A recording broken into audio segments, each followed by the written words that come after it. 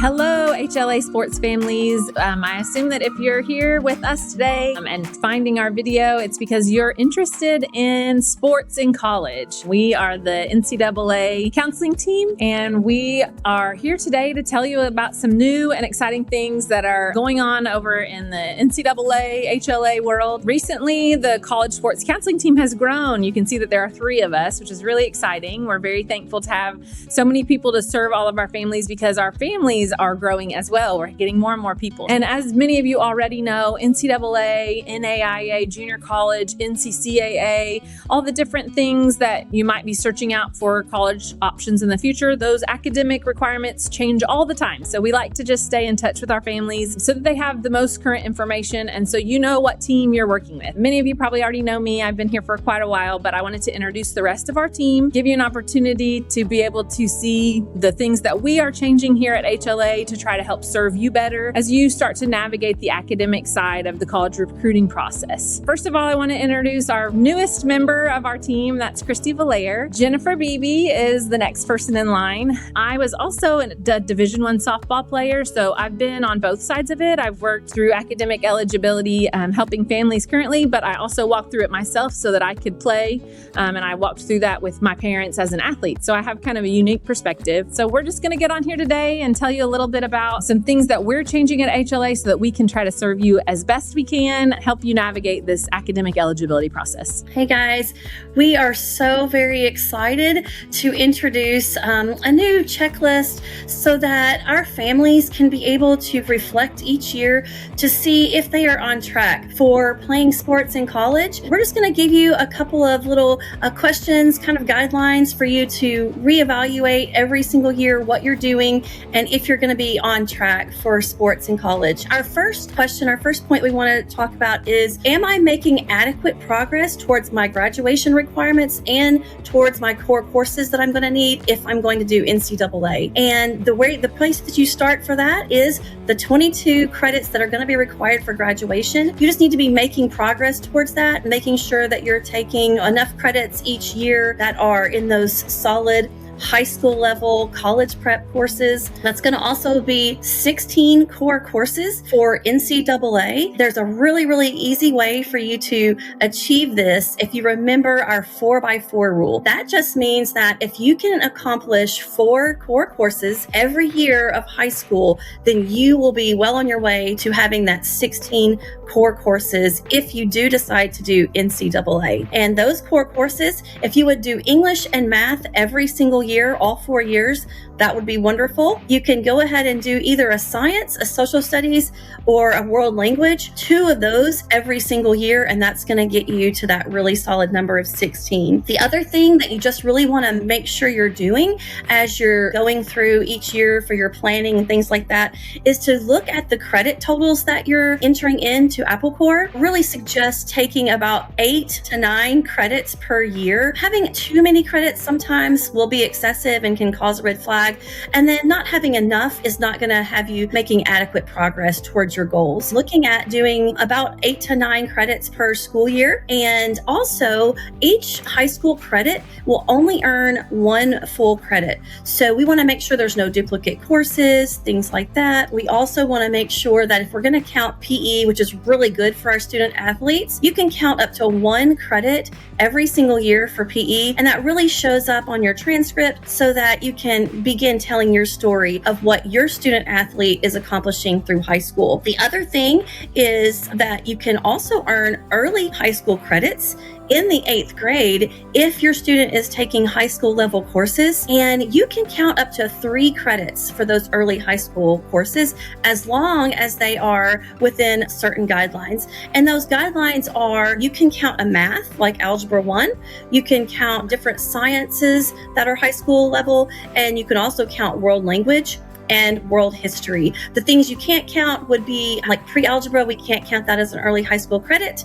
And we also cannot count U.S. history. So those are just a few guidelines to really look at as you're planning each year of your high school path. Next question. Have I updated my path to NCAA and Apple Core if there's any possibility of my student playing sport? If there is any possibility that your student might play college sports, Select the NCAA path in Apple Core at any time and email ncaa@homelifeacademy.com. So this applies to all college sports levels: NCAA, Division 1, 2, and 3, NAIA, the National Junior College Athletic Association, or JUCO, National Christian College Athletic Association, NCCAA. If your student plans on pursuing an NCAA scholarship, we want to hear from you as early as 8th and 9th grade to ensure course titles, resources, and any transcripts meet eligibility requirements. Now, one question we hear a lot is, well, what if I'm not 100% sure that they will get a scholarship or play after high school?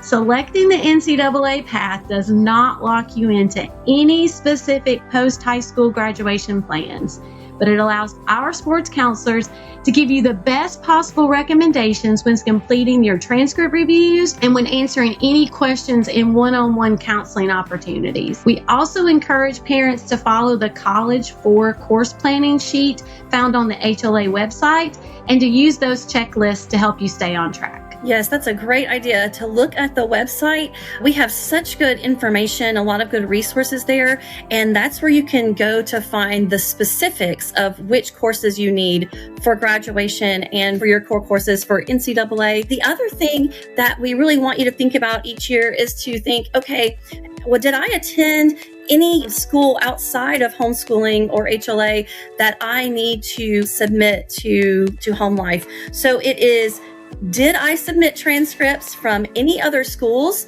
or for approved NCAA courses? That will include dual enrollment. A lot of our families and a lot of our students are choosing to do dual enrollment courses, which is a wonderful opportunity to help get you ready for college. And we just need a transcript. It can be unofficial or official, a transcript from your student for that course that they took with the college. So if you can send that to us, that would be wonderful. We will be able to put that on your transcript so that it shows up the correct way, and that will help you stay up to date so that transcripts can go out if needed, because we have to have that verification for all dual enrollment courses. The other courses that are out there that sometimes people get confused about, there are some online schools that people can use, and some of these do have already approved NCAA courses. If your student is taking any of those online courses where they receive a transcript and they're taking courses that are NCAA approved, we really need to receive those transcripts in order to make sure that the HLA transcript includes all the pertinent information and that the NCAA will see that all of their transcripts are matching. The other thing is previous schools attended. We need all the updated information. So if your student took a class with a different school and we don't have it in Apple Core, it's really important to go ahead and let us know about that and to send us that transcript, because the NCAA does want to know that every school you attended is listed on the transcript. So we really want to make sure we have accurate information so that we can make it as smooth of a process as possible if you are trying to become eligible for one of these organizations. That's some good information, Jennifer. So speaking of Apple Core, our next point is, have I updated Apple Core each semester? So each semester by January 15th and June 15th, when you submit your grades and attendance, take a few minutes to review your student's education plan in Apple Core. And you're going to ask yourself these questions. Is the curriculum current and specific? Did I update anything if we changed curriculum mid-semester? Did I list all the resources used for each class? Are the course titles correct? Did I enter grades and award credits for every class? And do the resources match the course titles? When everything is accurate and up to date, it helps HLA provide correct transcript reviews, counseling guidance, and process transcript requests without delays. And remember, once a transcript is sent to another school or an eligibility center, HLA cannot make changes to that transcript prior to the date it was processed. So the final thing that you want to be thinking about when you're planning ahead for college eligibility is that you want to make sure you're following the Eligibility Center guidelines for the places that you're considering. So if you're thinking about going to a junior college, or you're considering NCAA Divisions 1 or 2, or even NAIA, you want to make sure that you're signed up on their eligibility eligibility centers, whichever group that is, and some of them have lots of steps for each of their processes. Some of them are not as detailed. And we are always happy here at HLA to help chat with you about what each group does and needs to have in order to be eligible. You want to make sure that you're signed up and doing things to be moving forward with any of those groups that you might be considering. So some of our families are looking at schools in all of those different rankings, and so it would be important that you're following the rules for all of those rankings. Typically here at HLA, we tend to try to advise families to focus on the most rigorous requirements, I guess I would say.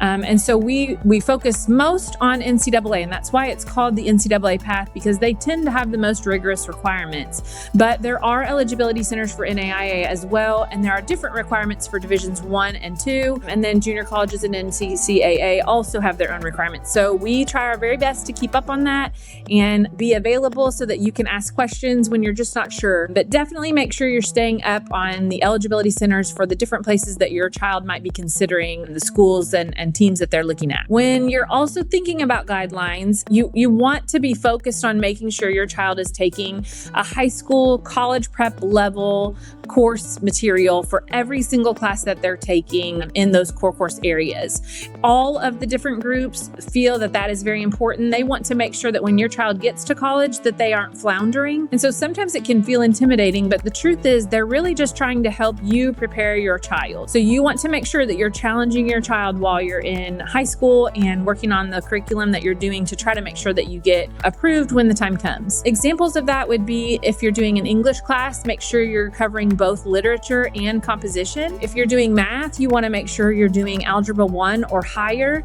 If you need to take a pre-algebra course early on, that's okay. It's not a problem that you do that, but we might just have to find a way to find that extra course credit for math in another location. We might be able to add an extra social studies or maybe do 2 dual enrollment maths later on in your child's career just to try to make sure that you're meeting all the requirements. You want to make sure at least one of your sciences is a lab science. NCAA in particular wants to see that you're taking lab science. So if you do more lab sciences, that's great, but they want to see at least one, including a lab. And finally, if you're doing world languages, make sure you're covering both the written and spoken grammar portions. Sometimes families will use Rosetta Stone or Duolingo or other apps, and those are wonderful, but they're a better supplement than they are base curriculum because they typically only cover the spoken grammar. And NCAA, NAIA, all of those groups, and really many colleges as well, want to see that you are also working on the written portion of that world language. So those are just some general guidelines to help you sort of stay on track as you make plans and look forward to helping your student navigate this high intensity time in their high school and college careers. We are so thankful for the chance to get to serve you.